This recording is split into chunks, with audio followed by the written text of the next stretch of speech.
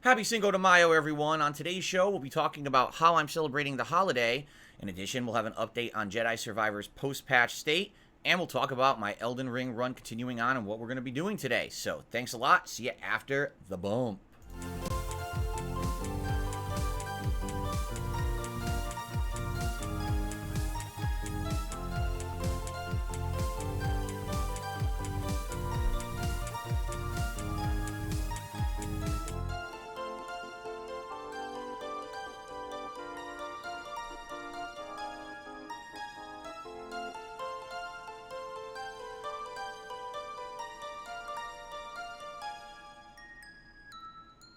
Alrighty, good morning. Today indeed is May 5th, 2023, and I am Darkside Phil. How are you all today? I hope I find you well.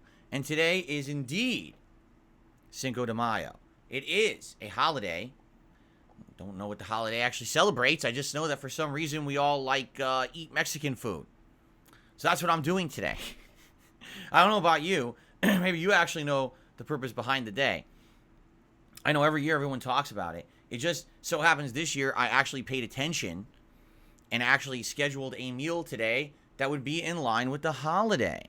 That's right. Today my wife will be making homemade enchiladas, although a little bit of a twist. As you know, we don't usually eat much red meat around here, so we're not having them with ground beef and we're not having them with slow cooker chicken or anything like that. We're just going to have some ground turkey that'll be seasoned in a homemade enchilada with a bunch of ingredients that we bought when we went out grocery shopping on Wednesday.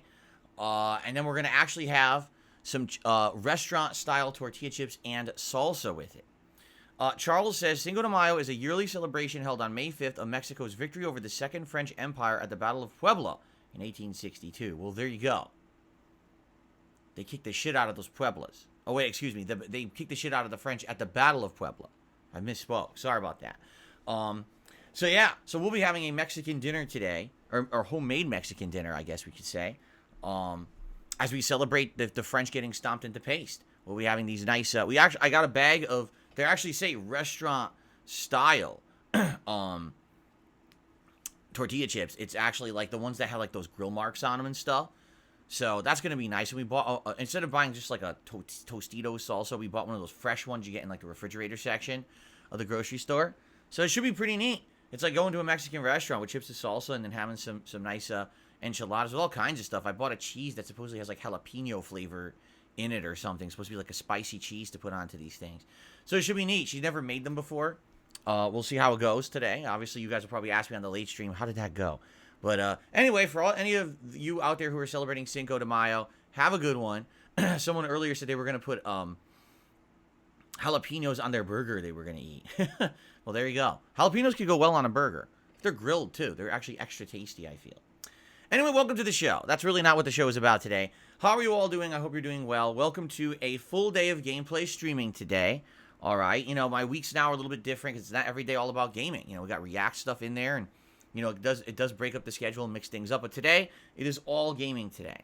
And on today's Level 1 podcast, we're going to be discussing a variety of topics, including the state of Star Wars Jedi Survivor after its patch earlier this week, and me finally getting a chance to play a full session of it yesterday. I'm going to give you my honest opinion on how that went.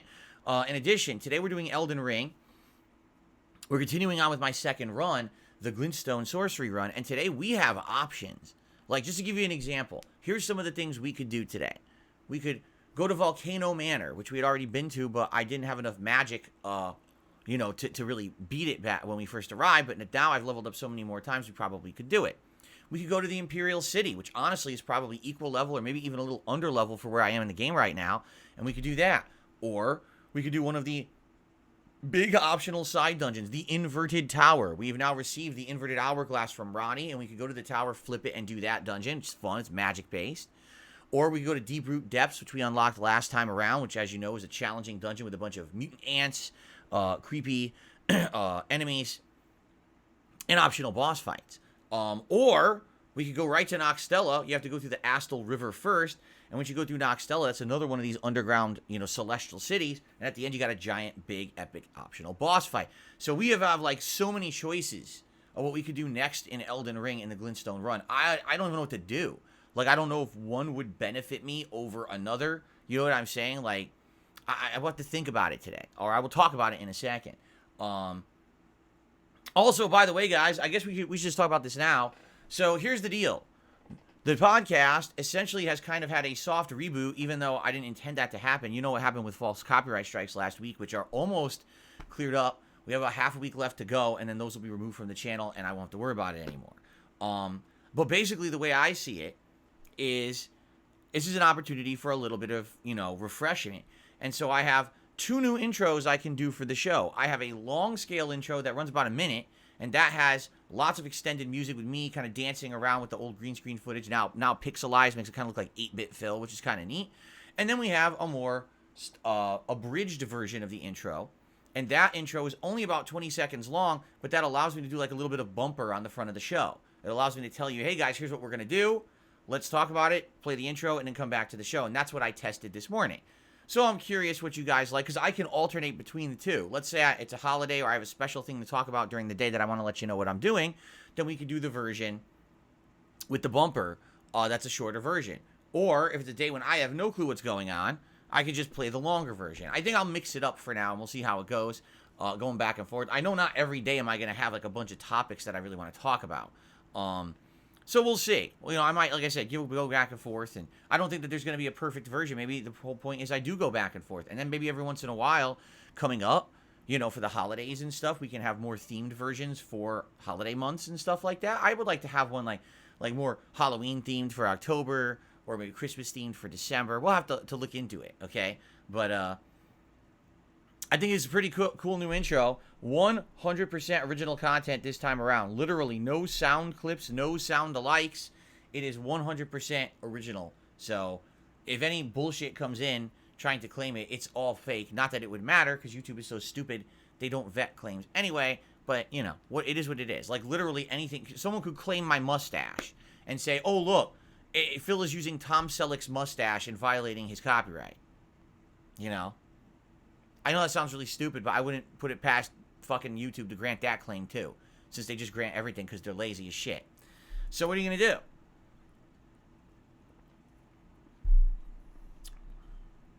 Anyway, excuse me. So, welcome. By the way, I'm wearing a PlayStation shirt today. Why? Because now, for the last few weeks, we have actually been alternating between PlayStation and Xbox. For the longest time there, I was playing exclusively games on Xbox. Like a 6-month run, I think it was. Something crazy like that.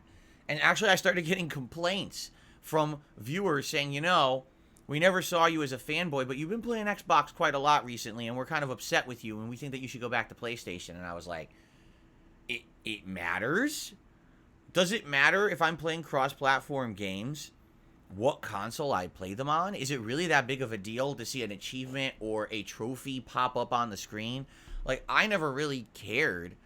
For me, as I've told you guys many times, it's not a console war in the regard you're thinking. It's that I just like this controller much better than this controller. I just do. Like, I feel like this controller is a more natural feel for my hands. It has a better grip. I like the thumbstick positioning. Nothing against the PlayStation 5 controller, but I just seem to like the Xbox better. And for certain games, the audio output, is better for me on Xbox. But that's really it. It's not a giant difference or anything. But it's funny because now in the past about month, about 3 weeks ago, was it, that I started my Return to Elden Ring run? Or was it about a month ago now? Let's take a quick look. I'm actually not even sure. Yeah, it says 3 weeks ago. So, almost a month ago, I started my Return to Elden Ring Glintstone run. And that's when I started using PlayStation 5 again. And now I'm playing Final Fantasy V Pixel Remaster. So essentially it's half and half. Half the time I'm playing on Xbox, half the time I'm playing on PlayStation. So I'm okay with that. I'm okay with kind of splitting the games. It also helps because if you have everything on one console, you have potential. Maybe that console's storage space would get maxed out.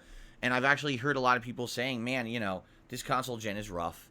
for storage. And I'm like, I've never had that issue because I own both consoles and I've always made an effort to split them, split the games. So I never have an issue with storage. Like right now on my PlayStation 5, literally the only games on there are Elden Ring, Final Fantasy V Pixel Remaster. I still have WWE 2K22 on there for some reason. I never deleted it.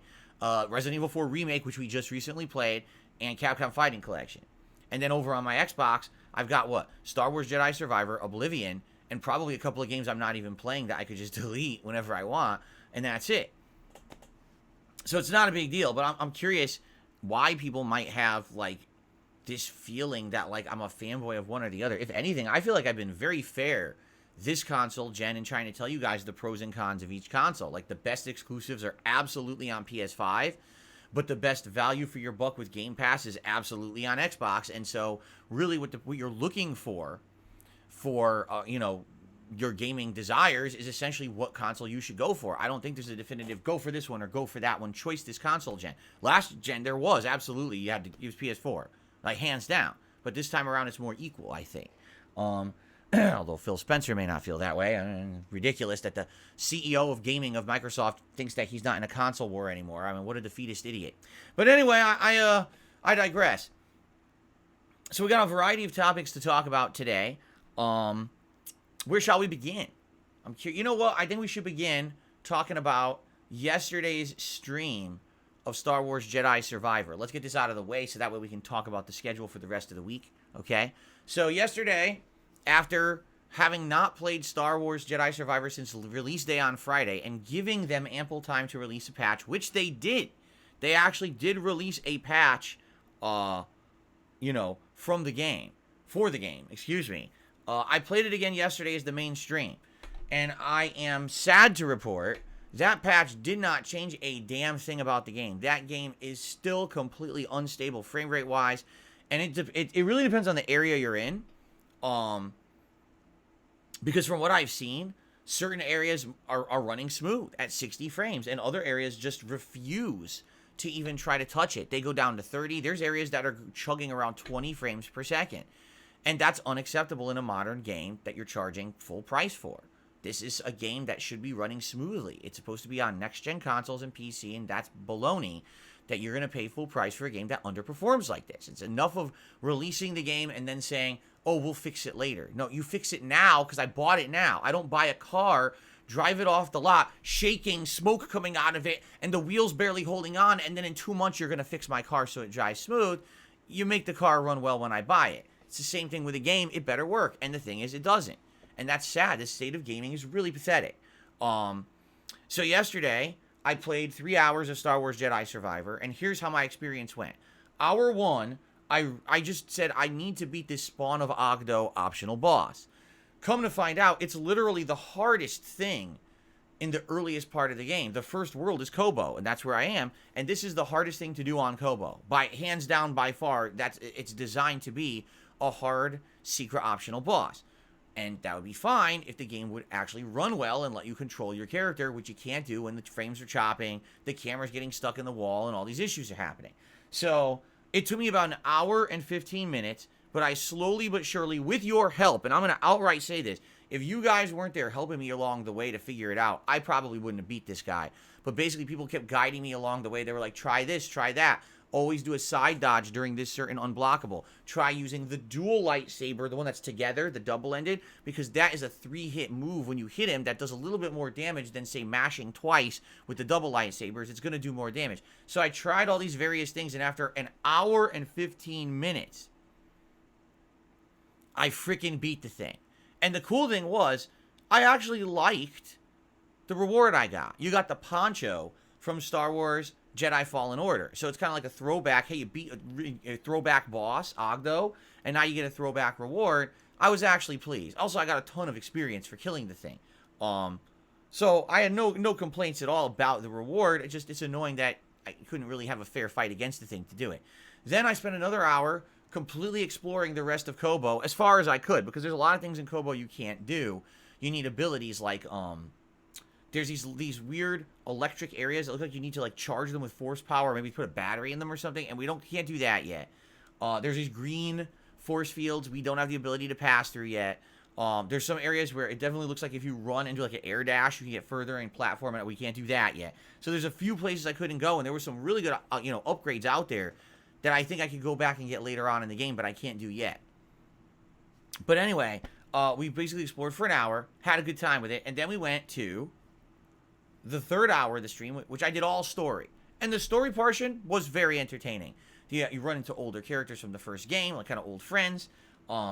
You're forming a team. Basically what happens is Kobo becomes your home planet, where now you're trying to formulate a team that could go there and populate the planet. And I guess there's going to be, items and upgrades and things that'll be available as you populate this area. So it's kind of neat that, like, you have a home base for the rest of the game. So I played that third hour was actually quite fun. I had a good time with it, and I'm like, this game is such a dichotomy, right? When the game is running well, when the story is in full swing, or when the exploration is working because the graphics are holding up, the game is very good. Like, I would say if this game had no graphical issues, this likely right now would be top 3 games of the year for me. Like, I would probably say, Hogwarts Legacy, Resident Evil 4 Remake, and this are the best 3 games of 2023 so far. And then the graphics fuck up. And as soon as the graphics, the frame rate dips, it's like, dude, I just don't want to play it anymore. You get so frustrated. You know what I'm saying? Like, oh my God, I can't believe how annoying this game is when the frame rate won't support it. So, if they would just fucking patch it and make it run better, I would probably be absolutely loving this game. As is now, I had a good time with yesterday's stream, and I am excited. We're going to be playing it again on Sunday. We'll talk about the schedule in just a moment. I'm actually excited for the next stream of it, because I think what we're going to do is move on to the next planet. And I'm curious, will the actual second planet in the game perform better than the first? I don't know. I hope so. Honestly, I do hope that it runs better and the rest of the playthrough will be enjoyable.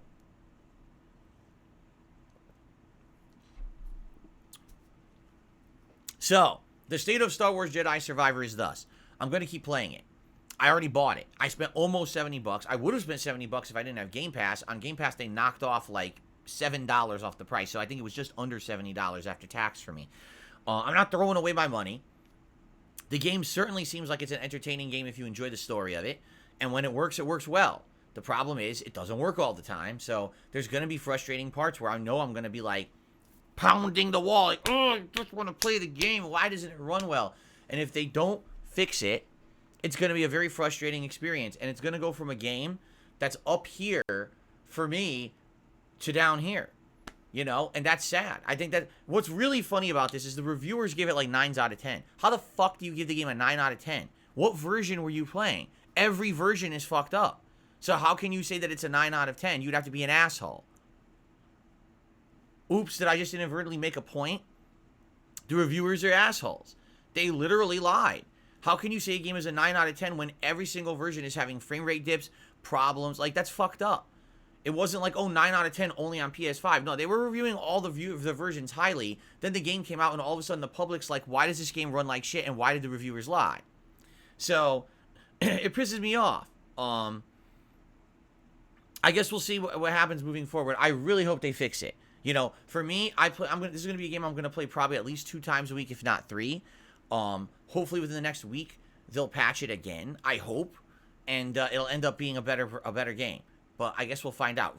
Now, it's a fun game that runs like shit, and that's sad. Okay? All right. So now let's talk about the schedule for the week, so you guys know what to expect. Being this is the first week of the month, a couple odds and ends here that get tossed in that make it a little bit different, but after that, we'll be into full-fledged gaming for the rest of the month. So let's talk. Today, May 5th, Cinco de Mayo. First stream is Elden Ring, the Glintstone Sorcery Run. As you know, this has been a great run where I'm using magic rather than melee. No jump R2s this playthrough. Like, literally, I think I've done 1 the entire playthrough so far. So it feels completely different. But some people like it, some people don't. Some people are really liking it. They're like, this is fun because it's something different. It's not your first playthrough. We wanted to see you do a different take on the game. Okay? However, some people don't like it, because I'm definitely turboing through the game faster, and a lot of the things that challenged me in my first run are not challenging me this time around. And the thing is, there's 2 reasons for that. Let's be honest. There's really 2 reasons. Number 1, because I've already played the game before. When you've already played the game, when you've seen the bosses, you've seen the challenges, you tend to know what's coming, and you know how to face them. They're not going to be as daunting to beat. Duh. It's not like a boss that maybe took me a million times the first run is going to be as hard when I've already figured out how to beat them. You know what I mean? Like, there's not going to be anything in this game that's going to shock me and be like, oh my god, I didn't know that was coming. And, you know, I did a pretty long completionist run of this game last year when I played it the first time. I think it was like 120 hours, 140 hours, something crazy like that. So, why on earth people would want me to play the game again, but then be surprised that, like, I knew everything about the game? Because that's funny. Oh, he looked up a guide. I played the game before. What are you talking about? This is the dumbest thing I've ever heard. I looked up a guide. Yes, the guide was called My First Playthrough, you idiot. The dumbest thing I've ever heard anyone say. Complaining that I know how to play a game I've already played, right? The other thing is that I've watched other people play it after I played it. Like, I beat the whole game, and then I watched, like, 2 other people go through the game to see different takes on the game. And I never seen a magic run before, so this is original to me because I did not see anyone play it in a magical style yet. So I'm enjoying that. The other thing is, let's be honest, magic is very strong in this game. And if you understand how to use the magic build, meaning your glass cannon, you have very little health, but you're doing massive damage output as long as you stay away from the enemies. This is a very effective build. That's why I am steamrolling certain bosses that actually took me a significant amount of time to beat in the first playthrough, you know? And that's fine. There's nothing wrong with that. There's, you know, this is the second run. You're supposed to kind of know what you're doing. It's not supposed to be, oh, everything is still spanking you, slapping you around. You know, I did a magic run in Dark Souls 1. And when I did a magic run in Dark Souls 1, that was also very powerful. It was very similar to this run. So I'm not shocked that this is how it's going. But again, you're always going to have people who just, they're looking for some weird playthrough where somehow I'm playing the same game, but it's just as hard as the second time, and I'm getting spanked, and I'm getting frustrated, and that's not happening. In fact, I will tell you this, the second run of Elden Ring is a way more enjoyable, personal to me run. You know what I'm saying? Like, now, I get to go through the game again, I get to enjoy all the lore, I get to enjoy all the secrets, but I don't have to get smashed around and be frustrated at being stuck in a part of the game for a half an hour. That's a good thing, you know? It's much more of a entertaining run to the player than the viewer. I get it. The first run is always going to be the best run for the viewer, and there's nothing I can do about that. This is the second run, you know. Today, we have so many choices, all right? So at this point, my magic build is pretty much set. There are a few odds and ends items that I think I can get by the end of the game or level up a little better, but for the most part right now, I am very powerful, all right? So the question is, what do I do next? I have all these options, all right? I've unlocked the second Ansel River that'll lead into Noxtella, which is the final underground celestial city leading to a giant boss fight at the end. We could go to Deeproot Depths, which I also unlocked. This is the ant area. And then when you go past the ants, you get into this other underground kind of like ghostly city. And there's a bunch of cool, unique enemies there, optional boss fights. And then further in from that, there is the big Fia area where you can fight her bosses and even optional dragon fights. So we could do that. We could go to Volcano Manor, which we unlocked a while ago. But we held off on because at that point I wasn't a very strong mage. Now I'm a much more powerful Glintstone mage, and I think that I might be able to handle it. I could go to the inverted tower, the mage tower, which we've already beaten the first half of it, but now you invert it and it becomes its own dungeon in itself with some fun challenges and items in there, so we could do that. Or we could just go straight to the Imperial City, because the Imperial City is, you know, at this point, quite frankly, I'm probably over-leveled for it. You know what I mean? You know, the Imperial City is part of the main quest line that's mandatory to do. And I feel like if we go to the Imperial City, maybe that would make sense too. I don't know. Like, we have so many choices. And I really don't know what the next, what the more interesting thing to do today would be. Maybe there is no answer, right? Maybe anything is fine because, you know, there's so many options right now. So we'll think about it. Let's think about it during this podcast. Maybe you guys have some opinions on what you'd like to see me do today, because the next few streams are going to be tackling all of this kind of optional content. Unless we do the Imperial City, that's the mandatory. But everything else is optional. You know, give me your thoughts on that, and we'll try to figure it out. Okay? Cool. All right, so that's Elden Ring today. Should be exciting. Late stream tonight, 6:45 p.m. Pacific time, the continuation of Elder Scrolls 4 Oblivion, and continuing on with the Shivering Isles DLC. We're about 4 hours into Shivering Isles now. We have unlocked a bunch of quests. We did a few of them. All right. And I guess we're going to see what happens tonight. I don't know. You know, we started doing main story now because I was doing a bunch of the side quests. And then it seemed like maybe one or two of them I couldn't really do. So we started doing the main story again. This is a dark DLC. Like, let me tell you, the plot lines, the first guy we talked to was like, kill me. What? Oh, I don't want to live anymore. Kill me. The hell? And then another guy's like, I really don't like this other guy. Could you get rid of him? Get rid of him? Well, what do you mean? Well, what do you think I mean? Oh, okay. So, like, geez. This is a dark-ass DLC. Everyone wants everyone dead or wants to kill themselves. Like, geez. It's messed up. This is a 2006 game. It had these pretty dark tones, right? So, we'll see tonight how that goes on the late stream. Continuing on with that DLC. Hopefully, it continues to be good. So far, I'd say it's been good. It's been fun. Tomorrow is React Day, the weekly React Day. Don't worry, this week we only have one React Day. It's DSP versus the Internet, our weekly clip show over on DSP React, where the members have nominated clips all week long.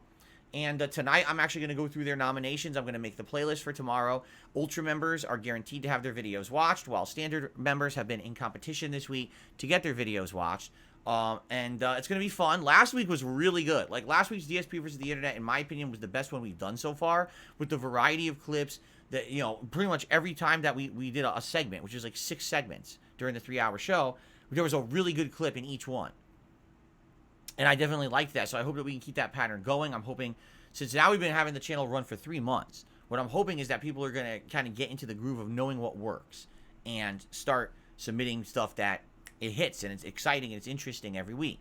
That doesn't mean necessarily doing the same thing every week. It just means finding that good stuff to do out every week for variety. I will say this week on DSP Reacts, content has been pumping out non-stop because I did so much React streaming last week. Not only did I do my clip show last week, but I also did the day of reacting to the Internet Historian. So every day there's been like at least 2 videos releasing on DSP Reacts for new content. And thank you to anyone who's been checking out those videos, watching them, thumbing them up, leaving comments on them. I appreciate that very, very much. All right. And today is the final day. Already at 10 a.m. was Feasting with Phil, me checking out an Indian food feast. All right. If you're interested in Indian food, I tried out like 4 or 5 different dishes during this feast. And then a very important video is going live at noon. So in about 30 minutes from now, a very important video will go live on DSP Reacts. And if you guys are interested in the React content, I would definitely be appreciative if you check out this video. So this video is about 30 minutes long, and it's what we did to adjourn my marathon stream last Sunday. Essentially, here's the content of the video. I've now had DSP Reacts running for 3 months, okay? And we've tried a lot of things. We threw a lot of things at the wall. I feel like some things have stuck, some things have not. The weekly Clips React show is the best thing because it's the thing that has gotten people engaged with the channel. People want to be members so that they can nominate clips. There's competition. It's exciting. This is what the lifeblood of the channel is. If I didn't do the weekly Clips React show, the channel wouldn't exist. You understand? So that 100% is working. I feel like it's getting better. We're going to keep that going. Okay? Reviews. Reviews have been hit or miss. I started reviewing things with the Last of Us television show, and those reviews did well every week. But since that show ended and I started reviewing older content, such as movies, television series, they haven't done so well. I'd say the best reviews I did was the Joker movie, the Joaquin Phoenix Joker, and The Whale, starring Brendan Fraser. Outside of that, my review videos struggle to even hit 1,000 views. And that's rough for me to watch a whole series. Like, I watched all of Peacemaker. That was 8 episodes. And then I reviewed it and didn't really get any traction. And it's the thing, like, people have asked me for years and years to do reviews. I start doing them. Oh, well, not that interesting. Well, then why'd you ask for them, right? And the thing is, a lot of people are like, well, watch new movies. That's not even viable. To watch a new movie, you have to go to the theater. You have to schedule a time to do it outside of my streaming schedule. You have to spend big money on movie tickets and the like to go see it. So you're talking upwards. At a minimum, if I went by myself, it would be like $20. If I'm going with my wife, which is more than likely, you're talking 40 or more to do a movie review that's going to get 1,000 views and make me $2. No, I'm not going to do that. You see? What is viable is watching stuff on demand on these video services. Anything that's on, HBO Max and soon to become Just Max, Amazon Video, Hulu, Disney Plus, Netflix, or anything else, Paramount Plus. What's the other one too? There's a Peacock, right? All these different on-demand services, okay? So all these are viable to watch if you know exactly what you would like to see me do. And I told you guys, this month, I think what I'm going to do is I'm going to cancel Hulu, and I'm going to probably get another video service in place. But the question is, what video service? Because I don't know. Do you know of a show that's coming out or a movie coming out in the next month or two that you'd like to see me watch and review? Let me know. Share that information with me. But outside of that, I'm just kind of watching stuff based on your suggestions here on streams or whatever. And sadly, the reviews aren't doing good. And it is frustrating when I watch something, I take time out to do it, I have thoughts formulated on it, and then I put the video out, and no one seems to be interested. So, I'll be honest, yeah, I think the reviews haven't done well. Maybe I should save reviews only for if I'm going to do like a brand new show or movie. It doesn't look like the old movie reviews are really working, quite frankly. Okay? Continuing on, something that absolutely has worked has been Tier Maker. I've done maybe 3 Tier Maker rankings so far on DSP Reacts, and every single one has had great viewership, great engagement, support. Everyone liked them. In fact, they've gone so well, I decided not to do them as frequently, but instead spread them out so they're more special. There will be a new Tier Maker this coming Monday night. We'll talk about that in a moment as I go through the schedule. But yeah, the Tier Makers have gone well. People really seem to like that fact that, you know, when I'm ranking something, there's a lot of interactivity and stuff. So the 3 Tier Maker rankings I've done so far were game consoles, fast food franchises, and horror movie villains, right? So the next one coming up will be Zelda games. Yes, that is going to be, oh my god, people are going to be crazy and at each other's throats trying to rank Zelda games when I do that one this coming Monday night. And we'll talk about that in a moment. This should be fun. So anyway, those are doing well, and I am going to continue to do those, but not rush them. I feel like doing one every couple of weeks or every few weeks makes more sense than rushing out a bunch of Tier Makers and then they just become blasé and no one cares about them anymore. Okay? Then, the other thing that I'm doing on the channel is the long-form reacts. The long-form reacts are kind of weird. Here's what I mean. You know, last year I started doing React content, and I started doing marathon style with things such as the Wings of Redemption documentary, my own documentary, stuff like that. And all that going on, people liked them. But what ended up happening was over the course of the year, I got tired of doing drama, and I wanted to break it up. So I started reacting to like Rob Gavigan's YouTube channel and stuff like that. And whenever I did that, people didn't really watch it that much. They weren't that interested. So it really seems like the React stuff works well with drama, which is sad because I don't want to just do drama constantly, okay? But even the last few long-form reacts, such as the Pro Jared documentary and the second Wings of Redemption documentary, didn't do that well. They did okay, but it wasn't like, you know, those streams didn't get overwhelming number of viewers. The support, shockingly, the support wasn't great. In fact, we just did one on Internet Historian. Now, that's not drama. That's different kind of content that you guys have said you wanted. But to give some perspective here, I actually did better on a standard day of gameplay streaming, I mean 2 gameplay streams, than I did the entire Internet Historian marathon. You see? So, if anything, maybe the long-form reacts aren't working, which sucks because there's people who say, will you respond to this half-an-hour video? Will you respond to this hour-long video? It has to be a long-form event then. I can't just do that on a weekly stream. It's not enough time. You know, the clip show is a clips show for a reason.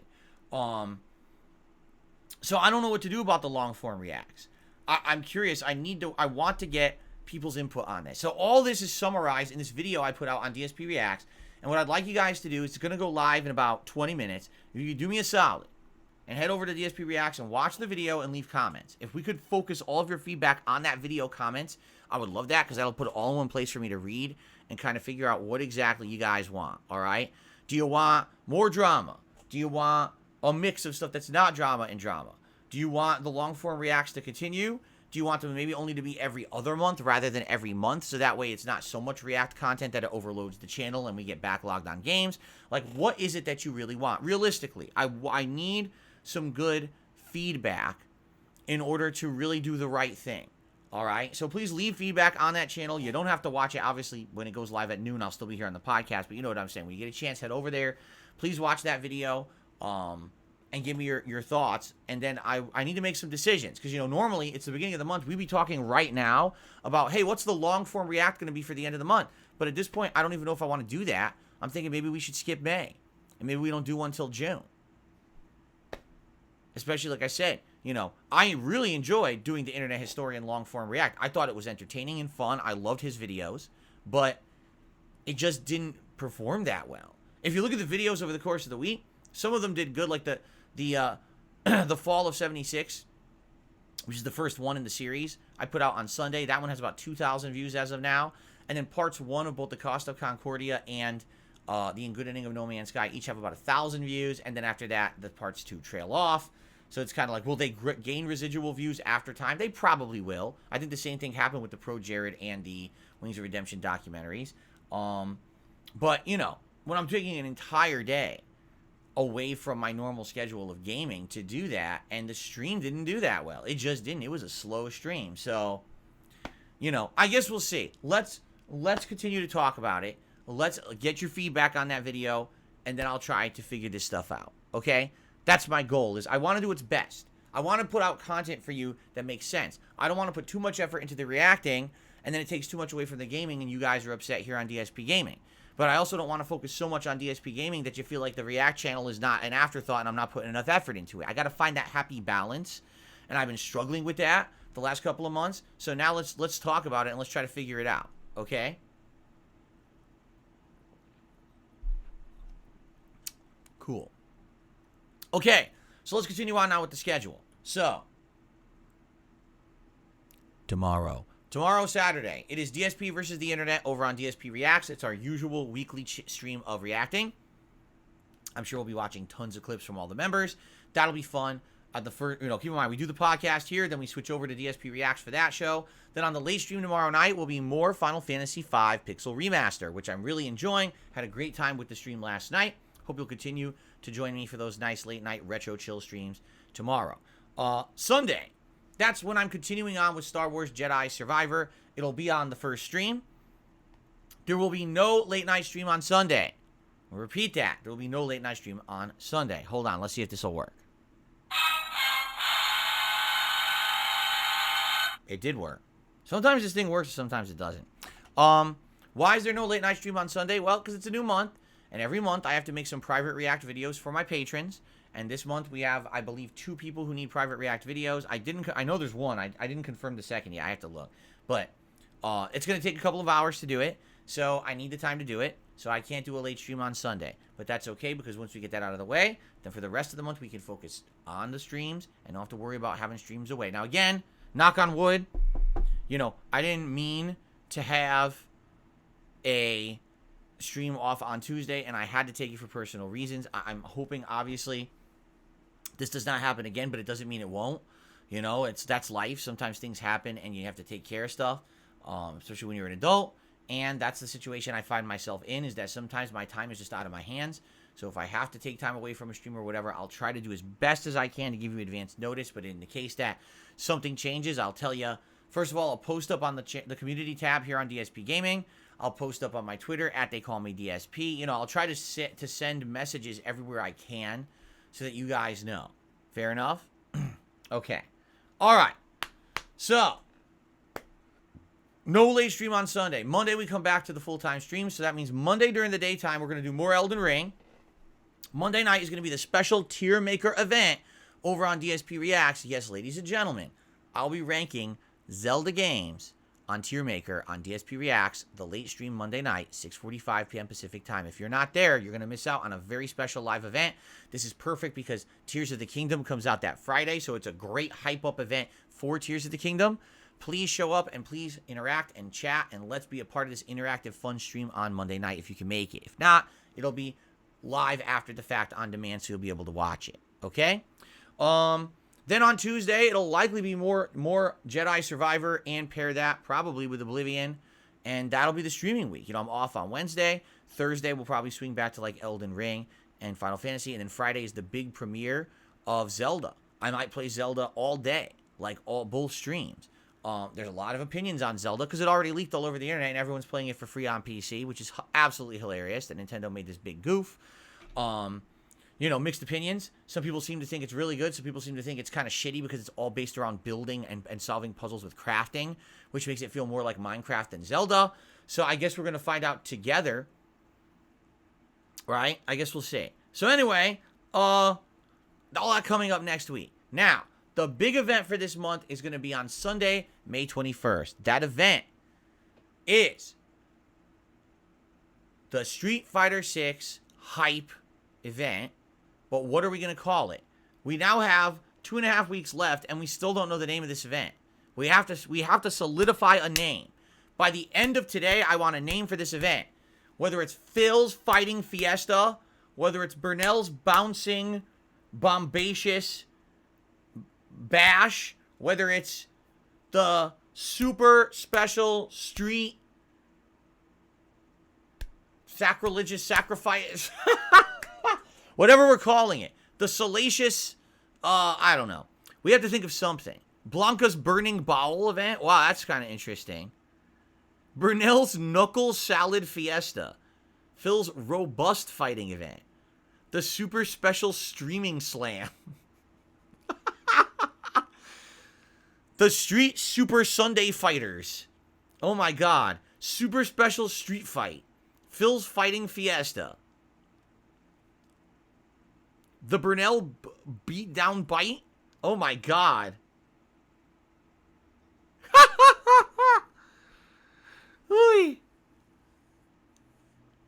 Oh my goodness.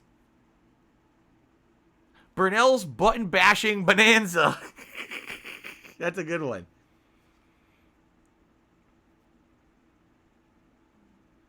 Burnell's beatdowns and bites. Oh, I see, because part of the show is going to be food. You think that having something like bites in there would make sense.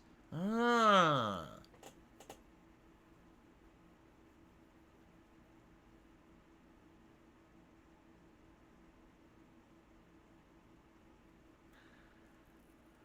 We could call it Street Fighter Hype, Beatdowns, and Bites. That sounds terrible. Oh, no, that's terrible. All right, we still got to work on this.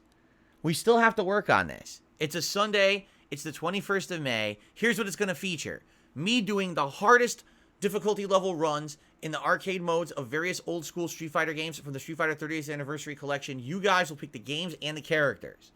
It's also going to feature 2 tier maker rankings. We're going to figure out what those are as we get closer, but I'm thinking we could either rank the Street Fighter games, or we could rank fighting game franchises in general. We can rank Street Fighters, or we can rank actual fighters across fighting games. We could rank all kinds of stuff in relation to fighting games, but I'm thinking we can do 2 different tier makers, okay? In addition, my wife will be making some food out of the Street Fighter cookbook, multiple recipes that we'll be tasting over the course of the day. I'll be reading you the recipe. I'll be reading you the story behind it, like the lore of the book and the character, and then actually tasting the food to see if it's any good. So we're going to do all that live during the show, and there will likely be a full meal that I'll be ordering that day as well, feasting with Phil as part of the event. So lots of special things to celebrate the impending launch of Street Fighter 6 on June 2nd, only about a week and a half beforehand. Pretty good way to hype it up, I feel, and get people excited for fighting games. Plus, I haven't played fighting games in a long time, so it'll be kind of a refreshing thing to do. So it should be good, but let's keep talking about it. Burnell's Big Brawl and Bigger Bowel Blowout.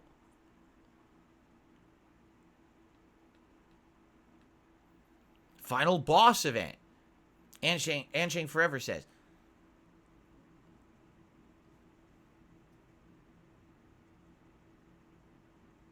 I like that name, Final Boss. I like that. Burnell's Bash and Bites. Derek, I will see you tomorrow. Sounds good.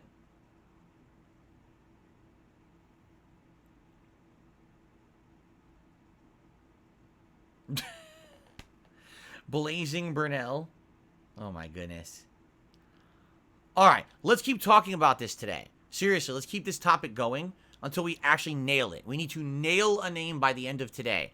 That way I can start promoting it. I can maybe get some artwork. You know what I mean? I can start talking about it and get people excited for this event. It's going to be a good event, and I hope people will show up for it, because I'm actually very excited about the impending release of Street Fighter 6, and this will be a great way to build up some extra hype and do a special event this month, okay? So that's coming up on the 21st. Outside of that, we do have Zelda Tears of the Kingdom coming out on the 12th. I believe the week after that is that Lego 2K, or Lego driving game. I don't know if I'll be playing that. I think there's an Amnesia game called Amnesia the Bunker coming out this month. And I think at the end of the month is that Lord of the Rings Gollum game. So there's many games that are potential to be playthroughs this month. Zelda is an absolute yes, I'm playing. Everything else is kind of a maybe, depending on how we're doing with all the other game playthroughs and determining if we need to have something to interject and be a playthrough or not. I guess we'll see as the month progresses. Okay? Burnell's Barbecue Brawl-a-thon. If I order barbecue, we've got it. Sunday Bites and Fights. Darkside Phil's Street Fighter Bite and Fight. Damn, nothing like we're like I feel like we're like right there. We just have to find the right combination of words that sounds right. Like we have the words. We just haven't figured out the combination yet to make it sound phonetically perfect so that it rolls off the tongue and everyone can keep saying it and hyping it. The Bite and Fight, the Phil's Phenomenal Feast.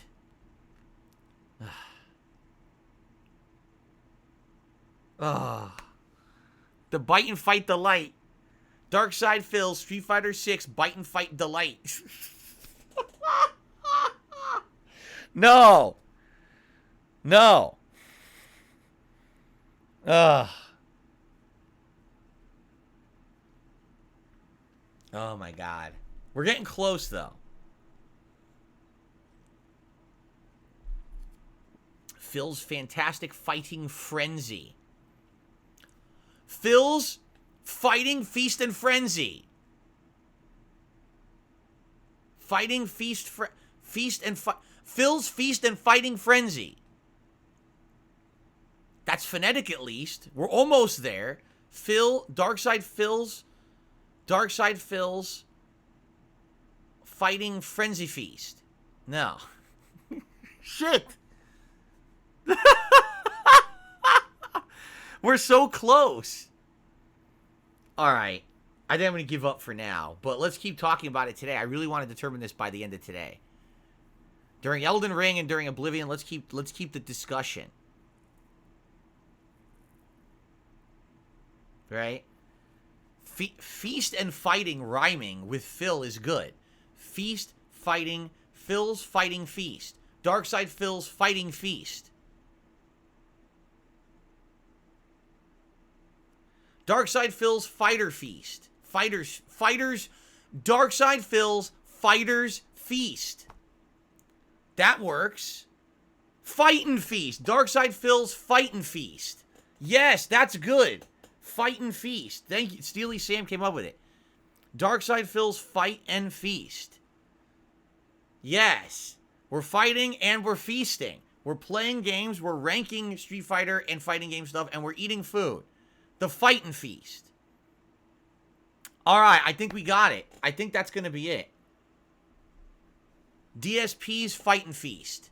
May 21st. I like this. And if you say, what is it? It's a hype event for Street Fighter 6, playing classic Street Fighters and eating food out of a Street Fighter cookbook and doing Street Fighter related things. Darkside Phil's Fightin' Feast. Yes. Yes. Yes. That is good. I don't care if you like Assplosion better. Fightin' Feast sounds good. Right? Absolutely. That sounds good. And I give Steely Sam the credit because I was saying Fighting Feast. He said Fight and Feast. Fight and Feast sounds even catchier. Fight and Feast. So it could be Fight and Feast or Fight ampersand Feast. Either one would work. Yeah. All right. All right. We've done it. We've hammered it in. Now we can start promoting. DSP's or Darkside Phil's Fight and Feast. May 21st. Be there or be square. That's not the catchphrase. We got to think of a better catchphrase for that. What's a better catchphrase than that? No, that's terrible. Fighting with the feast. No. Phil's Phonetic Fightin' Feast. There you go. Please spell Fightin' Feast. No, it could be with F's. It could be Fight and Feast. Right? Okay.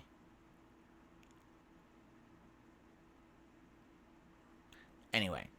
Be there or you're a scrub. Nah, we gotta think of a better catchphrase. Now we gotta think of a catchphrase for it, right? Okay. Alright, anyway. So, that's a good name. May 21st. Thank you for that. Alright.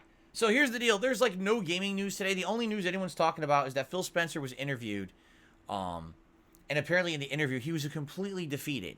Like, everything in the interview he said sounded, like, fucking depressed. He's like, yeah, Xbox cannot compete with the console sales of PlayStation or Nintendo. We're not even trying anymore. There's no more console war.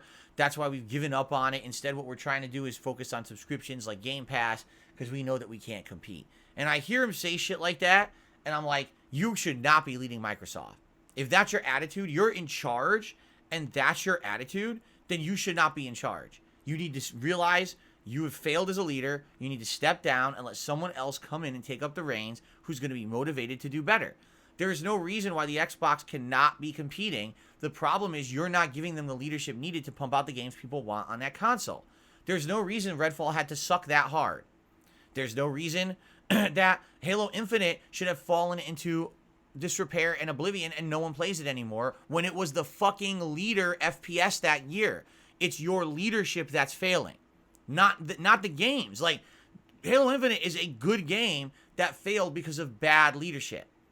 So I think it's time for Phil Spencer to take a step back and look at what's going on and say, I think it's time to realize it's maybe you. Look in the mirror. It's not the climate. It's not the gaming community has abandoned Xbox. It's that you're not putting out good games and you're the one at the reins. So fucking get someone in there who's gonna do the job. You know, I really feel like, sadly, Phil Spencer is the kind of, he's like, look at how he dresses. He's the casual guy. He's your friend. He's your bro. He's the party guy. He steps in. He's cool. He makes Xbox feel like the cool console for the bros. But the problem is that doesn't make games. We need someone to get in there who's actually going to fucking step in and be like, listen, work your ass off. Here's what we want. Here's what we need. If you can't hit the schedule, that's fine. We'll delay, but let's get concrete results. I feel like he's a hands-off guy. Just trust everyone to do the right thing. That's not how you operate a business. Just trust everyone to do the right thing? No.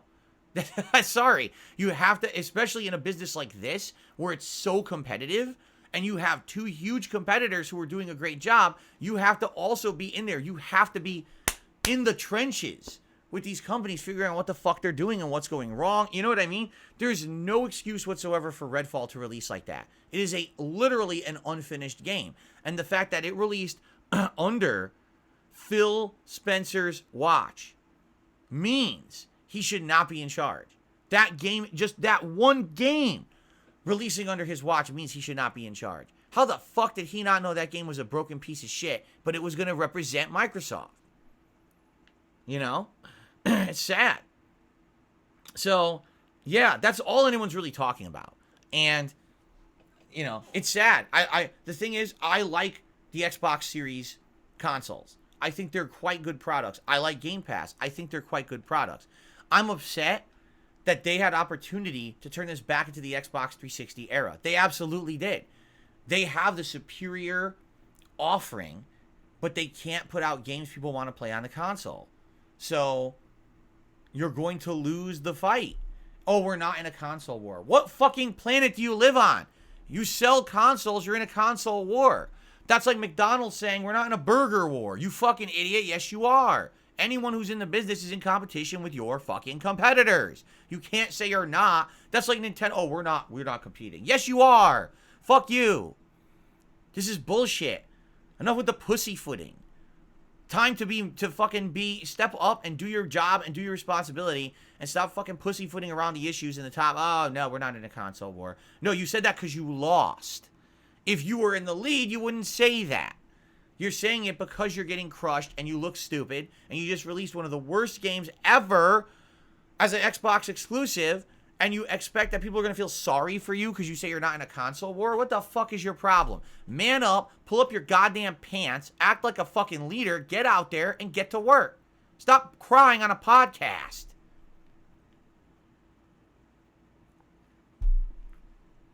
Or if you're not going to do it, quit. Step down. Let someone else do it who will actually do the work. Okay. Sorry, that's my opinion. I can't stand that shit. That's just, it's a complete and utter lack of leadership is what it is.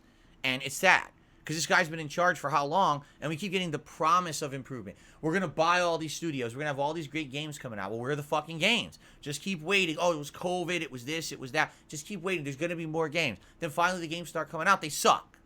So fuck you. What the fuck have you been doing? Get your thumb up your fucking ass going on PR fucking tours all over the world, talking to digital events. I don't care what the fuck is behind Phil Spencer on his shelf in his stupid vlog from his office. He could have a fucking giant fucking dildo up there. I don't give a tough fuck. It doesn't mean anything if he fucking doesn't actually put out good games that sell consoles. It's a waste of everyone's time.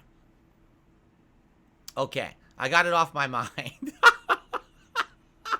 All right. Excuse me. I exploded there a little bit, and I apologize if you feel like I went over the top, but I had to get it off my chest, okay? All right, now people are saying, relax, relax. Okay, I'm going to relax, I promise you. I'm calming down right now, all right? I'm going to tone it down, okay? Okay. Excuse me. All right. Unleanable, so I don't like it when my grandpa rants. Oh, I'm sorry. Now I'm banning you. Okay. All right. Outside of that, there's like no game news going on right now. It's a little quiet today. So instead, let's do some shout outs. We start off today with Marine X, who did a series of super chats. First one was a $5 super chat. Thank you for that. He says, I wouldn't mind live critiquing of YouTube channels, like constructive criticism on thumbnails and titles. Then he did a second one. Not random channels, but ones that ask like me. So you're saying, Marine X, someone who maybe is an up-and-coming YouTuber, someone who is looking for feedback on their channel layout, their content, their presentation, and you're looking for maybe some advice and help, that you would like me to live critique a channel. I don't know if, has anyone ever done that before? I don't know. I've never like gone to a YouTube channel and just critiqued the channel itself. Like you critique the video, but never just like critique the channel, right? Like what's on the channel. The funny part is about that, no exaggeration, almost no YouTube channels care. Even the biggest channels don't care about their channel layout. Because when YouTube destroyed channel layouts 10 years ago to make everything look like a textbook, and their excuse was, we wanted to load on mobile devices, even though to this day, things still don't work properly on mobile devices. Basically, all creativity was destroyed on YouTube, and it just became about, well, put all your effort into the content, not the design of the page, because no one can see the page, right? So even me, I used to have creative, fun stuff on my page, entire new sections that were interesting. It was basically like a social media hub, and then they destroyed that, and I was like, well, can't use custom background, can't post up, interesting sections, can't really highlight people's work anymore. So I guess I'm just gonna focus just solely on videos, and that's it, and that's what happened. But I hear what you're saying. I don't know if anyone would care. I mean, I've been around for 15 years. I've seen many YouTube channels, but at the same time, I don't think anyone would give a shit about my opinion. At the same time, I don't think anyone really cares about the channel pages either. You know what I mean? Like, I just don't. So, but, I mean, all right. It's a suggestion. It's something interesting that no one suggested before. Would anyone like that? Right? Lies for Soul has re-upped his membership for 3 months. Did you eat red or green enchiladas? Oh, do you eat red or green enchiladas? I've had green before, but we're doing red today. Red enchilada sauce. I'm trying to think what we have in our enchiladas today. I think it's going to be, let me think about this. I think so we're going to do ground turkey, but my wife's going to season it heavily and cook it up. And then it's going to be green chilies, some olives, I know we have red enchilada sauce we bought. We wanted to get the corn tortillas, but we're having the hardest time finding big ones. The only corn tortillas we can find anywhere are the little, like, hand-sized ones for, like, a hand taco. You can't make an enchilada out of that. It's way too small. So we ended up getting, their flour, but they're not the ones that are puffy and like, chewy. They're the ones that are a little bit more, what do you call it? I can't remember the name, but they're, like, thinner, and they're a little bit more authentic, I feel. You don't really want the more floury, puffy ones. Like, I feel like that's for certain things, but you wouldn't want that for, like, an enchilada, I don't think. So we got the bigger ones that are like that, but they're still flour. It sucks. We couldn't find, I wanted corn. I wanted a big corn tortilla. We couldn't find it anywhere. So we're doing that, and then I'm trying to remember, because there's other things in it. And then, like I said, I got this cheese blend that apparently has jalapeno in the cheese, so it'll actually have like a spicy kick to it. So we're gonna have those, but then we also bought restaurant-style tortilla chips with a side of fresh salsa, the one that's refrigerated in your grocer's freezer, as opposed to, your grocer's refrigerator, as opposed to the one that's like, Tostitos that you fucking stays infinitely and tastes like shit. We got a fresh one. So, should be pretty good. I think it's gonna be a pretty good Mexican dinner that we're gonna have here. All right. So, anyway, but we're having red sauce on them. I've had enchiladas with green sauce. It tastes a little different, but it's still pretty good. I like both. I've also had Mexican chili, because they make chili both with red and green sauce, and both of those sauces for chili is really good too. So, okay. I received a tip.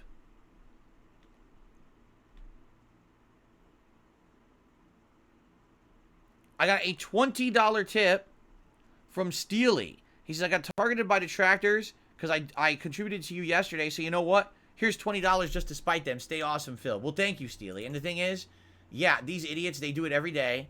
They try to attack viewers. They try to attack supporters. They're out of their minds. Like, seriously, what do they think it's going to accomplish? Absolutely nothing. It doesn't affect anything. You know what I mean? All I'll say is this, because I say this every day. Well, I don't say it every day anymore, but I say this every once in a while. Everyone, please be careful about the information you put out on the internet. Because there are people out there that are malicious. They are not logical thinking people. They are pretty messed up. And to them, a day that they can hurt someone because they get away with it is a day where they feel some kind of weird recognition. These are sociopaths. These are not people who think like us, who think about positivity or fun, or they just have nothing to do with their lives but bring down others. And this is how they operate. And when they're on the internet, they tend to come together. So you got to be careful. I always tell everyone, please, whatever you do, don't put a ton of private personal information all over the internet. Facebook, delete that shit. No one needs a fucking Facebook in 2022. It's just a liability. Twitter, have a Twitter, but don't put up your personal information on your Twitter. Separate that from your real life persona. Same thing, you have an account on YouTube, you have an account on Instagram, whatever. Make sure that they're all separated. That way, if someone has a bug up their butt about you and they're trying to harass you online, it doesn't spill over to your real life. You understand? Because some of these people have no lives and they will absolutely try to do that stuff. Okay? So just be careful. All right? And I appreciate anyone who hangs out with me, who chills with me, who enjoys the content, who supports the content. You guys are the reason I'm still here. I'm a crowdfunded individual. I'm not someone who has partnerships, sponsorships, product placements, or anything like that. I'm here very much because of your crowdfunding support, and I really appreciate that. And I apologize, obviously, for anyone who gets harassed online. I can't control that. These people are nuts. But that's why I say just be diligent, be careful with your information. You should be all right. Best case of action, if anyone tries to harass you, ignore them. That's the best suggestion that I can get from anyone. Just ignore the assholes. The more you ignore them, the more they realize, well, not getting anything, no rise, no reaction, and they'll move on. That's the best way to go about it. Okay?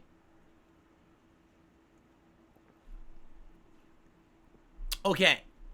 Indead has done a super chat. Says, would you still watch wrestling? No, I have not watched wrestling still since COVID. I think it was the first WrestleMania where it was empty, the empty arena WrestleMania. That was the last one I saw, and it was Drew McIntyre versus Brock Lesnar, where he beat him for the title. That was the last wrestling match I've seen. I have not seen a single wrestling match since then. In fact, I've tried to reduce the amount of wrestling I get in my feeds on Twitter because it was getting ridiculous. I was just getting nonstop wrestling feeds. I had enough. So I'd like, don't recommend this anymore. Don't recommend. So I still get a few, but for the most part, I'm not really actively following wrestling. I don't even know who the champions are or anything anymore. I don't really care. And,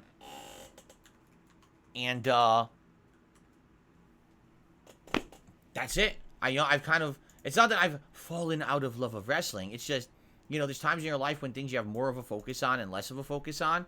When I was younger, I was into wrestling and my friends were all into it. We all talked about it.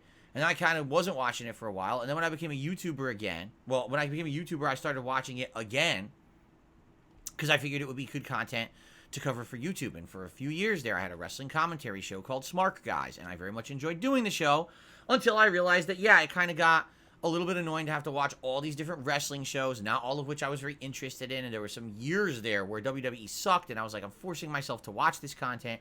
At the same time, going to WrestleMania was amazing. That was a unique opportunity to go and see a show that normally I wouldn't be able to see. I mean, it cost a lot of money, but it was a really unique, fun thing that I'll keep with me forever. It was 11 years ago that I went. I remember the trip fondly. Fond memories of a fun time at WrestleMania with friends, But that was a time in my life, and now I'm in a different place. I live somewhere different. I'm married. I have a different life now. I really don't have desire to sit around watching wrestling all day. I don't have any subscription services that I could even watch, like WWE. What are they even on now? Are they on Peacock, I think? I don't have Peacock. I don't have WWE Network. It doesn't exist anymore. I got rid of all that shit. So I don't watch wrestling. And I guess Inded did a follow-up question. Do you know about AEW? Have you watched it? Of course I know about AEW. Like I said, I followed the wrestling trends on Twitter, so I know all about it. I just don't care. I just really don't. It's something I'm not interested in anymore. I'd much rather be focused on other things in my life. Okay? So let's see here. Tommy Brown did a super chat. I'm a little behind on my rent, but I think I can spare this. Keep up the content. If you're behind on rent, the last thing you should be doing is super chatting someone on YouTube. I'm just saying. Probably not a smart idea. But Tommy, I get the feeling you're being kind of silly and not being truthful. And I appreciate your super chat. Okay. It looks like I've gotten another tip. Hold on. Hold on here. So, Carliga has tipped me $1 and says Hogwarts Legacy has officially surpassed $1 billion in sales. Today it releases on old gen as well. Old gen, so you mean PS4, Xbox One. Did it ever come out for Switch? I thought it was coming out for Switch like way, way, way later, like the summer. Do you think it's going to go for another billion? What do you personally want to expect from a potential sequel? No, it's not. It's definitely not going to hit another billion, I don't think. I mean, last gen, yeah, some people might buy it. I think what it's going to be is anyone who's heavily into gaming already bought it for current gen, but now you have the leftovers. You know, families with a last gen console, and they want something to play with the family. It definitely could be a game that could be considered family oriented. You know, parents could play it with their kids or whatever. So will it sell more? Yes, it will. Will it, you know, sell another billion? No, absolutely not. You know, it'll get some additional sales. You know, maybe a couple 100,000 extra sales, maybe 1 million extra sales. I don't think it's going to be getting an insane amount. That's ridiculous. How would it sell that much? I really don't believe that. I think last gen is now legacy. It's kind of like how people had PS2s forever. Even when PS3 was out, there were still families who just had a PS2, but were PS2 games best sellers and making massive sales? No, they were not. Maybe, you know, greatest hits things were selling, and that was about it. You know what I'm saying? So I really don't foresee this selling very well on last gen. Maybe I'm wrong, but that's, you know. There you go. Let's see here. All right. So thank you all. Now we get to questions in the chat. People tagging me. Ad the Gamer says, that game called The Last Case of Benedict Fox. This was a game that I was going to play last week, but I held off on. And it's a Game Pass game. He says, this had an 8GB update, but they never fixed the game-breaking bugs. That's sad. You know, I was going to play it because it was Game Pass, but then they released the Street Fighter 6 demo. So I did that on that stream instead. And I said, yeah, maybe I would check out this Benedict Fox game in the future. People were interested, but you're telling me it's broken? Well, I guess I'm glad I didn't play it then. Nick has done a haiku. He says, Phil's voice fills the air. Level 1 podcast aglow, entertaining all. Level 1 podcast aglow. Yes. Okay, 575. Very nice. Thank you very much, Nick. Appreciate the haiku. Good job. Carliga says, what do you personally want and expect from a potential sequel for Hogwarts? Well, here's the thing. Here would be the challenge with that. You've already been to the school. You've already been to Hogsmeade. Maybe now they need to expand. Maybe it needs to be more than that. Maybe you can have the city that's not Hogsmeade, but the one that's actually like the city, the one, I forget what it's called now. Diagon Alley. Maybe Diagon Alley's there. Maybe there's a Azkaban prison, which wasn't in the game. I mean, obviously having Quidditch in it. What sucks is that they're making their own Quidditch game, which is fine, but now you lose the potential to add that in the sequel, right? Or maybe it wouldn't even be, like, maybe the sequel isn't Hogwarts. Maybe the sequel is a different Magic Academy. There's other ones in the lore of Harry Potter. There's Magic Academies all over the world. You know, there's multiple different locations. So maybe it's a different academy. Or maybe you do a world tour where you start in Hogwarts, but for some reason you go to 3 other academies and each one has their own kind of unique stuff going on with plot. You know what I'm saying? And maybe then you could fast travel between them. That would be kind of cool, no? Azkaban is in the game if you play as Hufflepuff. Oh, yeah? Well, I did not. I was Slytherin. So I guess I missed out on that. An American magical school with guns. Okay, that's ridiculous. We saw the gun Harry Potter video on DSP versus the Internet several weeks ago, and it was fucking funny.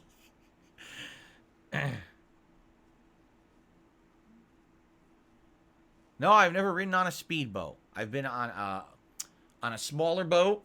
I forget what they call them. Not a speedboat, but like a smaller style boat. Not a rowboat, but one that was engine powered. But it's bigger than a speedboat. You know what I mean? I can't remember what it was called. Shit. I'm trying to remember because it was my friend's dad's boat, and I can't remember what we called it. So I've been on a boat like that, and I've been on a big ferry. But that's it. Never been on like a, a speedboat. No one knew Azkaban was in the game because no one actually picked Hufflepuff. There you go. Very nice. No, a bigger boat than a speedboat is not a canoe or a kayak. Oy, oy, oy. All right, forget it. Let's stop talking about boats.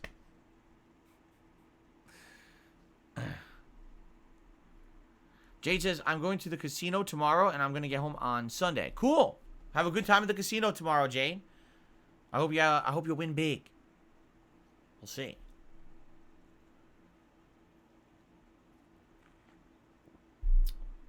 El Grey Zorro, you already screwed up. He says, here's a haiku. Phil's Fiesta. Phil's Fiesta. That's only 4. You've already messed up. It's supposed to be 5 syllables. You got to fix that.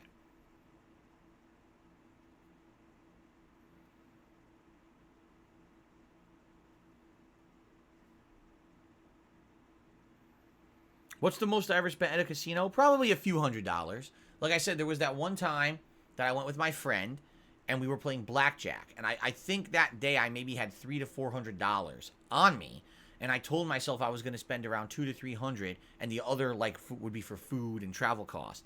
So, but then I told you I won a bunch playing blackjack. I won like $500 playing blackjack, and then I spent it all stupidly. So I just had enough to basically for food and to get home, and that was it, because I was dumb. That's what happens. You start winning, and then you won't stop playing because you're a dunce.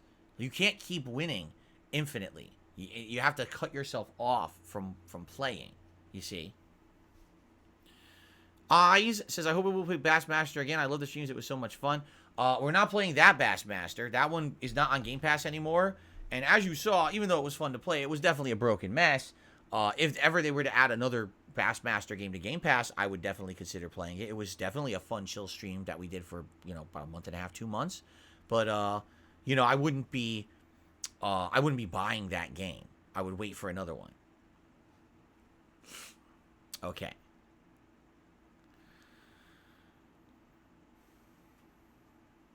Yeah, 672. There is an epidemic right now in the gaming development community that games are being pushed out unfinished, and I just don't get it.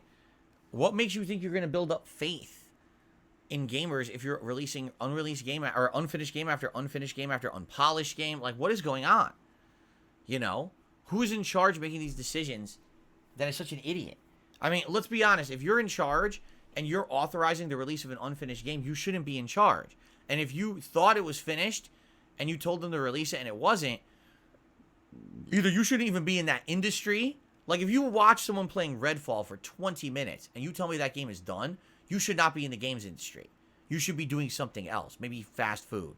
Or maybe, like, automobiles. You're an idiot. If you know anything about games, don't be in charge of games. You know what I'm saying?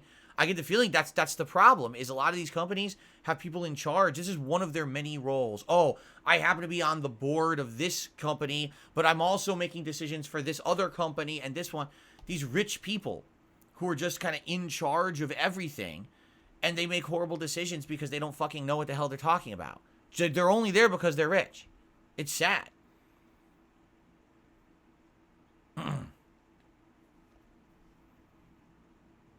I can't imagine someone who's informed on games saying, oh yeah, release Jedi Survivor running at 20 frames per second. That sounds like a great idea.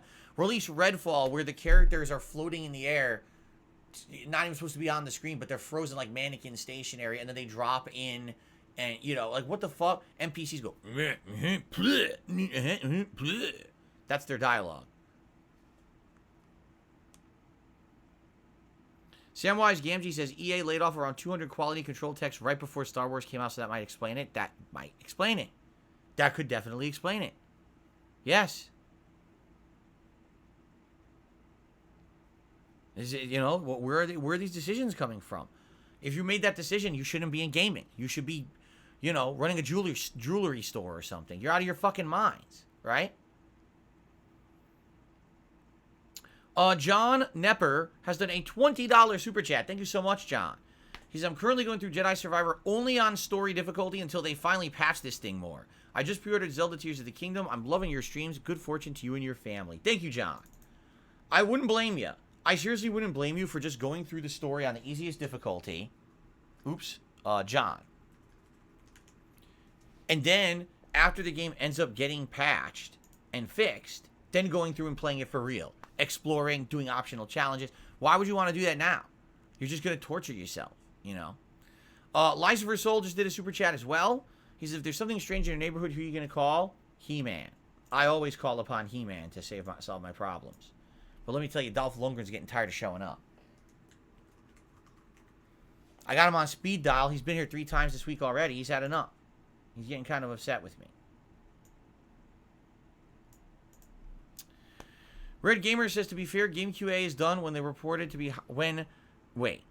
Game QA is done, then it's reported to higher-ups. The higher-ups like Spencer are busy with other things involved in the business. It comes down to the QAs, to be honest. Ultimately, it comes down to those in charge. They're the ones who make the decisions. Right? They're the ones who make the decisions. It's like, it always goes up the chain. You know what I'm saying? Phil Spencer is the person responsible for Redfall sucking. Sorry, he is the last in the line. And he's the one who decided, you know, he spearheaded, let's buy Arcane. They went through, they bought Arcane. This is their first title under the Xbox/Microsoft umbrella, and it's a piece of fucking stinky duty. It's his fault. Yes, everyone below him made the game. Everyone below him likely should have made a better game, but he's the one who ultimately got this game released in that state. His fault. He takes responsibility. That's what being in charge is all about. You know? You got to make the tough decisions. He should have absolutely delayed this game until it was ready to be released. You know, when the first thing they said a couple weeks ago, oh, it's releasing only at 30 frames per second, people were like, no, it's fucked. We knew it. Like, why? That means it's not polished. If it was polished, it'd be running at smooth 60 frames, everything perfect. The moment you hear, oh, it's only going to be 30 frames, like, oh, fuck, it's fucked. And everyone was right. Everyone was dead on correct about that assumption, you know?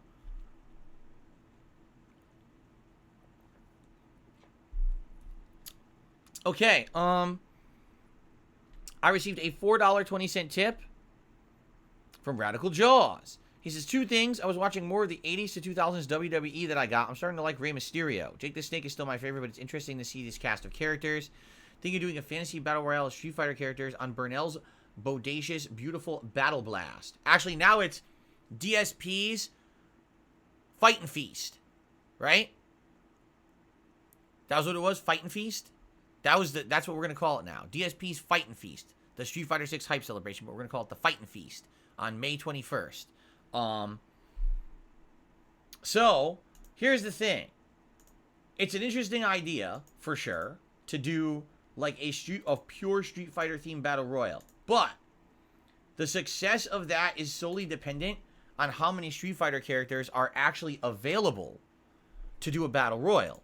I don't know if there's going to be 30 created characters. You see what I'm saying?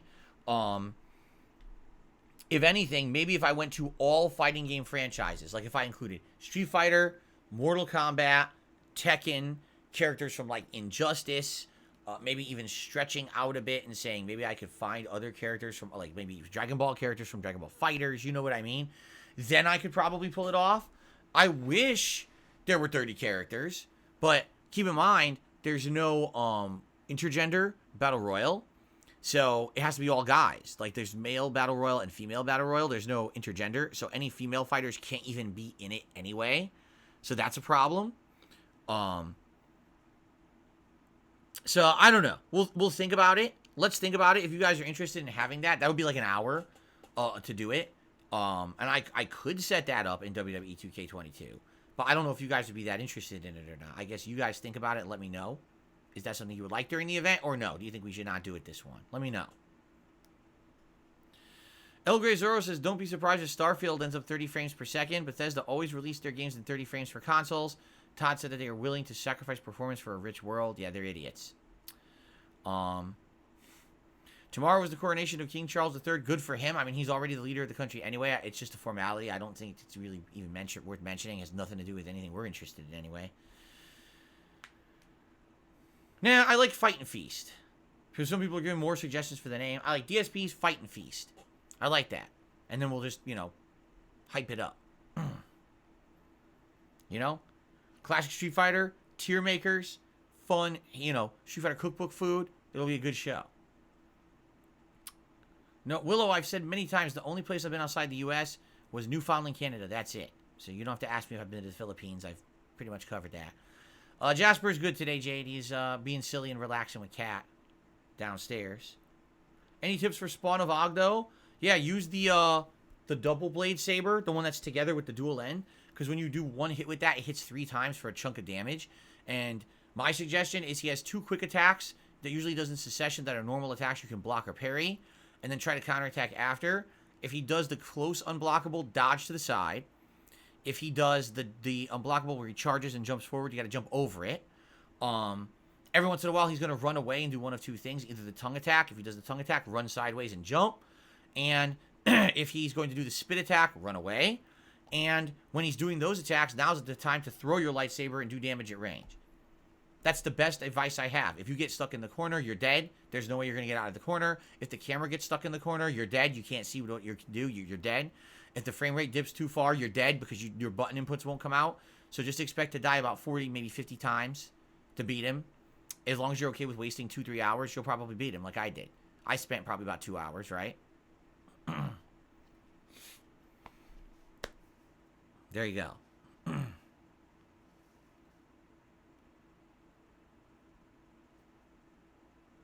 That's right. And I guess if you can, play it on PS5, because apparently PC and Xbox are way worse than PS5. That's the word on the street, brother. I'm going to turn on just my oscillating fan today. It's cool today in Washington, so it's not that warm in here. So I don't think I need everything blasting, but I'm going to turn on just the oscillating fan and see how it feels.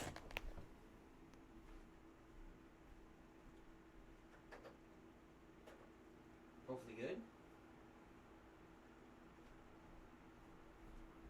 Just, a little bit of air movement in here. Okay. No, I never watched the Sonic Boom TV series. All right. Last chance for a couple questions. If you'd like to tag me in the chat and ask me a few questions. Last chance for that. Thanks for being a great audience today. Any last minute contributions for shout outs? Now would be the time to do it. All right. Arkham says, I'm on PS5. No issues. I'm halfway through the story. It's weird because some people are playing on PS5 and outright saying they are having issues, and others are saying they're not. Could it be that PS5s have different hardware in them, and certain hardware is having the problems and others isn't? I mean, that would be ridiculous, but I wouldn't put it past anyone. I wouldn't. Oh, I've never made homemade guacamole. Never had that. I like guacamole. I've had it, restaurants, but I've never had homemade guacamole. Am I excited for Starfield? At this point, no. But June 11th is when they're doing their big blowout event for it. So maybe I'll get excited once we see that. But now I'm not. What kind of phone do I have? An iPhone. I have an iPhone. I've had an iPhone for over a decade. About a decade ago, I converted over. When BlackBerry was on the way out and failing, I went from BlackBerry to iPhone. And at that point, I also got an iPad. But my iPad hasn't worked in many, many years. It's a very old one. And I've always just kind of jumped around different iPhone models, although I haven't had a new one in many years. I probably should upgrade at some point if I can afford it. Am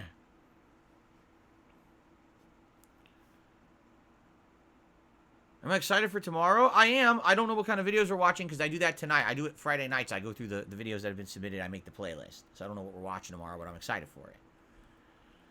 No, I never visited the Warrens Museum. I know, interesting. There is a Warren Museum in Connecticut. It's from the Warrens from the Conjuring movies. They're real. They were a real-life couple who did these paranormal investigations, and there's a real museum. I think it's run by their family of all the supernatural stuff that they ever found or kept. But I never went there. I probably would have liked it, but I don't know why I didn't. Pickleman says, do I have a question for him? Are you doing anything special for Cinco de Mayo? Are you having a Mexican meal or anything like that? Jasper does not go outside. Jasper is a front declawed cat. It's one of the reasons we rescued him is because when we rescued him from the shelter, most people did not want him. He had been there for a couple of months, and no one adopted him because they didn't like that he was declawed. And a lot of people like to have a cat that can be indoor-outdoor, and he can't be because he can't defend himself outside, you see? So, because of that, he can't go outside. If he ever were to get free, he can't. What's he going to do? He has no claws. So, no, he's a strictly indoor cat. Tim Tendo, 64, did a super chat. Can you imagine if Honda or Ford released a car like these games, released new titles? I already said that. That's the analogy I'm using. You know what I'm saying? All right. So thank you, Tim Tendo. And I think it is time to adjourn the show for tonight. Tim Tendo 64. I want to say thank you. You've been a great audience. Thanks for any support. Pickleman says he's not doing anything special for Cinco de Mayo. That's unfortunate. Maybe run out and get a burrito from somewhere. Just not Taco Bell. Brosuf did a super chat. He says, Jasper, is Kitty soft paws from Puss in Boots? Oh, I don't even know what that reference is. I guess I didn't see Puss in Boots to understand that reference. But thank you, Brosif. All right. Guys, we got to end the show. I thank you so very much. Great show today. Sadly, once again, I don't have outro music for you yet. I'm going to think about what I want to do for outro music. But thank you for watching, and I'll see you soon.